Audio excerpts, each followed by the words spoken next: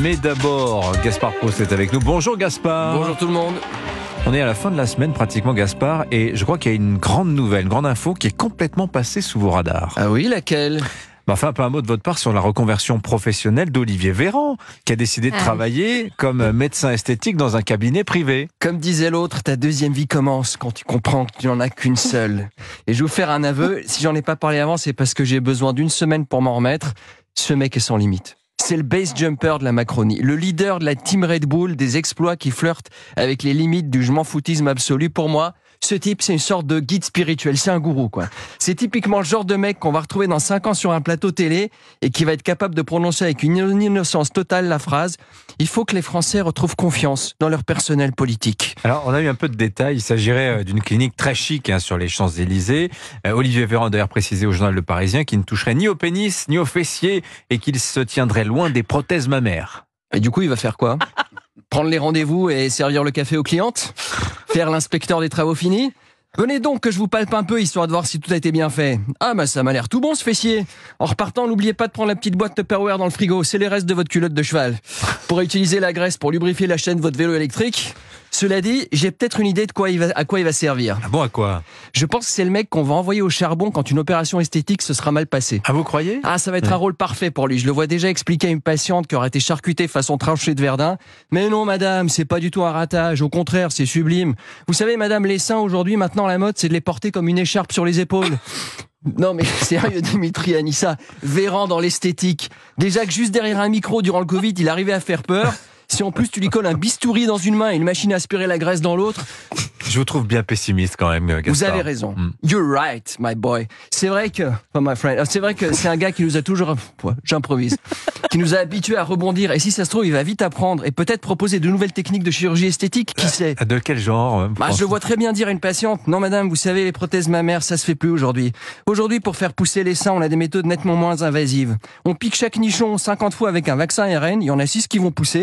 On va garder les 2 les plus beaux et on enlève le reste.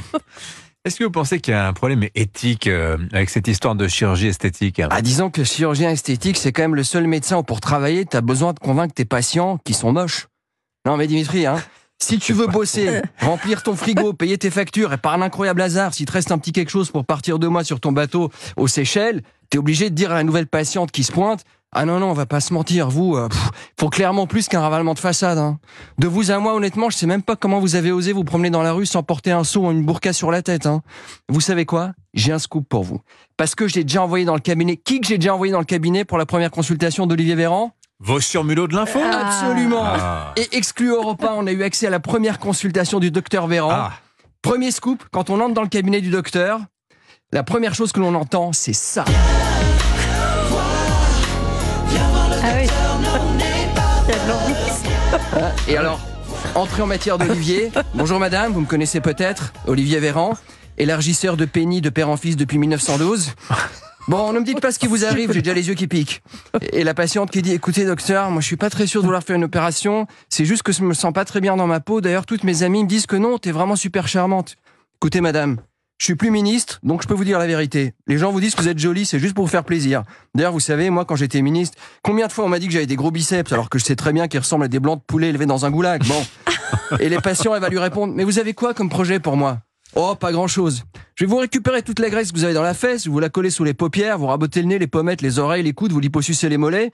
Les nichons, je vais vous les rembourrer avec des restes de masque FFP2. Et les lèvres, je vais mettre des petits lardons. C'est bio, c'est pas cher, ça fera l'affaire. Vous allez voir, madame, vous allez sortir d'ici, vous allez ressembler à une Subaru Impreza maquillée pour comme une course de rallye organisée par Elton John. Et la patiente va être là, mais pourtant on m'a dit que ce qui comptait c'était la beauté intérieure. Mais c'est des conneries ça, madame. C'est des phrases qui servent juste à remonter le moral des moches. Mais docteur, vous croyez vraiment que je serais plus désirable si je fais tous ces travaux ? Mais évidemment, regardez toutes les bourgeoises du 7e et du 16e. Vous êtes jamais demandé pourquoi elles ressemblaient toutes à des momies égyptiennes botoxées ? Mais parce que c'est beau, madame, parce que c'est beau. C'est beau et c'est ludique. Leur mec à la maison, il leur accroche 5 bagues, 12 bracelets et 3 colliers. Ils ont l'impression de se taper la meuf de Toutankhamon. Qu'est-ce que vous croyez ? Allez, ça fera 5000 balles l'entretien préparatoire à payer en 3 fois sans frais si c'est dans la même journée. Et dans 2 semaines pour le ravalement de façade. Sur ces belles paroles, je me retire en souhaitant une très belle Pâques à tous nos auditeurs, Urbi et Orbi. Eh ben, bonne fête de Pâques, effectivement, Gaspard, vous aussi. À mardi prochain. Bon repos. 8h38 sur Europe 1. Dans un instant, Olivier Delagarde à la revue de presse d'Europe 1. Tout de suite.